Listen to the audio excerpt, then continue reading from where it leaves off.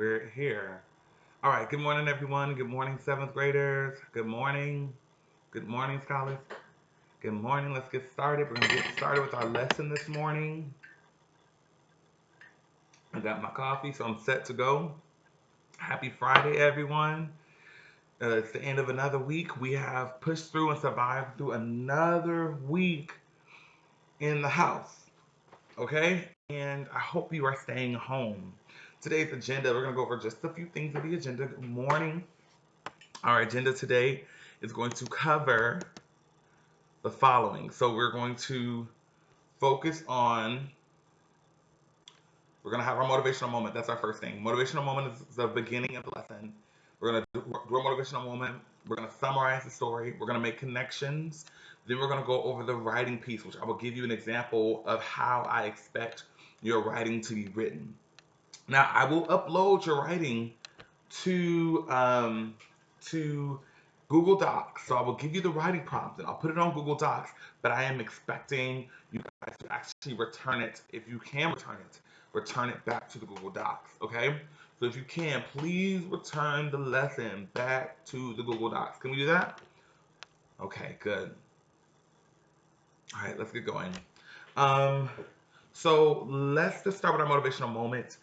I want to encourage you guys, first things first, in our motivational moment is to stay home. Oh my God, Mr. Y, that sounds so boring. Try and avoid not going to your friend's house. Try and avoid going to kick it. Kicking it is not social distancing. Kicking it is not. It's not. It's not. It's not social distancing. Kicking it is not social distancing. Hanging out is not social distancing. Going to your friend's house to make TikTok. No. We need to stay home. The numbers are increasing. We want to make sure that you are safe and that you return back to us May 1st in good health and in good care. And we want to make sure that all of us do. Um, we want to make sure that we're being respectful and sensitive and loving to those who are sick around us. So please stay home. Do this for your families. Do this for your friends. Do this for the people that truly, yes, right. The people that truly care about you. Those older people, the young people, the people that have asthma. Think about it. There are people out there that might have illnesses that they have no clue about because they don't go to the doctor, or they don't have mm, felt this, or they don't have um, the means, right? They might not have the means to actually go to the doctor and to know exactly what is wrong with them. So unfortunately, in some cases, they might have different underlying illnesses that they don't know that they have.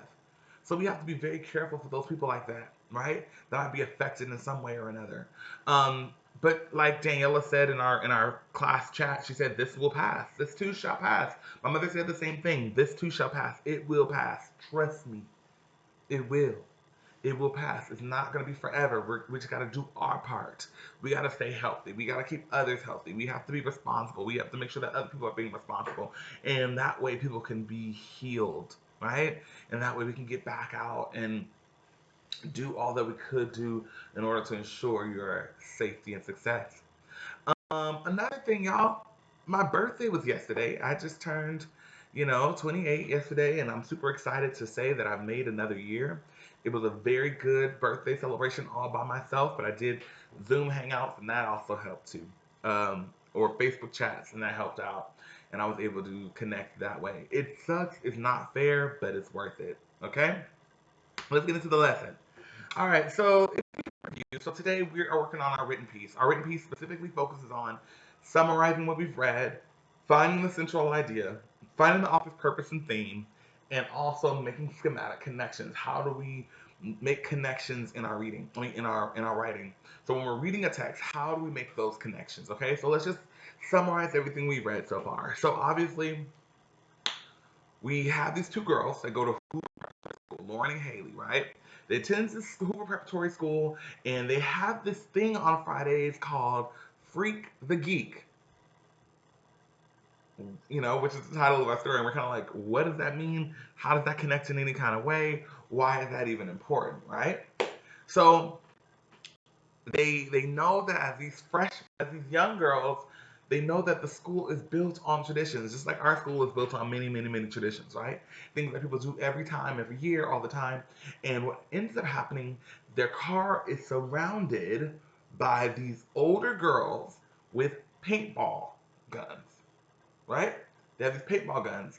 Imagine yourself getting ready to leave school and a whole bunch of people walk up to you with paintball guns and say, you're about to get it. You'll be freaked out. You'll be upset. You'll be taken back. You'll be like, what the heck is going on? I don't like that. Right?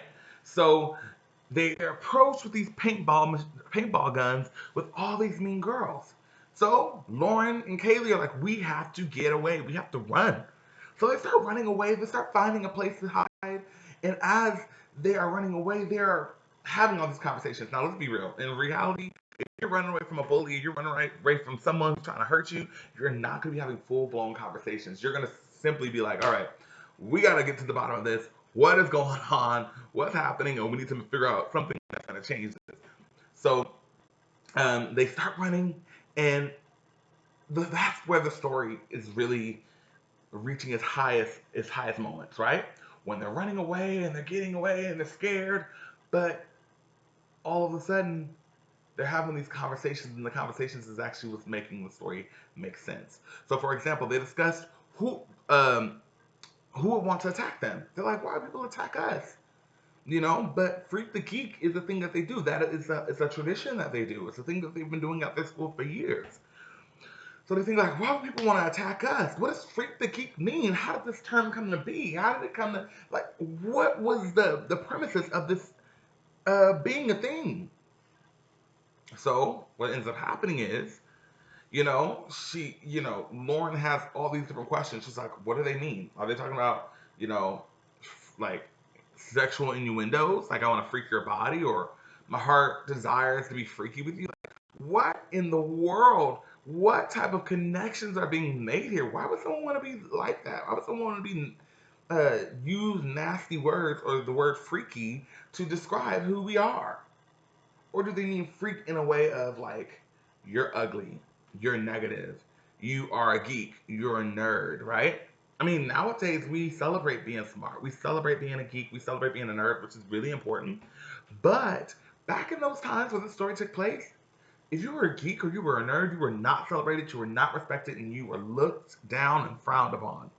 So, there were world would target these people to bother us? Why would they be targeting us? They start to wonder, like, Kaylee is beautiful. She has a beautiful face. She has eyes. She's a curvy lady.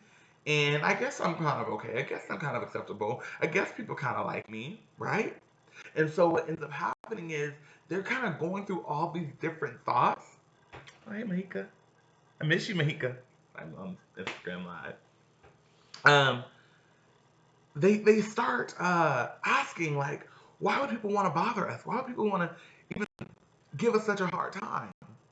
So those are the questions they run into, and as they're getting chased and they're running underneath the bleachers and they're running into the secret space where they know the girls won't follow them.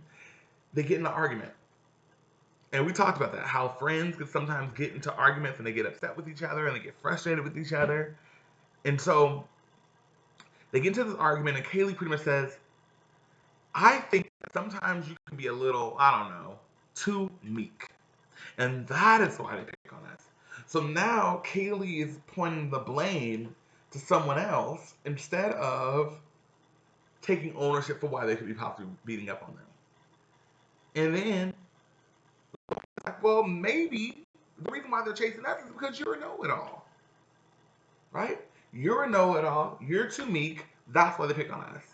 Which reminds me of being, when we talked about the bullying lesson, and how we were saying how like bullies prey on people that are less than them, less fortunate than them. Someone who is a little more that could be more intimidated by them. That's what bullies usually do, right? And how we were saying how that is such a negative trait, how that's so like messed up, that's so disrespectful, that's so like it's wrong. I'm sorry, y'all. It's so wrong. So why would someone do something with that intention? So they're blaming each other, and as they blame each other, they begin to get into this big argument, this big argument, this big full-on brawl. They're disappointed in each other. They're mad at each other. They're starting to feel like they should not be friends with each other because of their situation. Period. Right?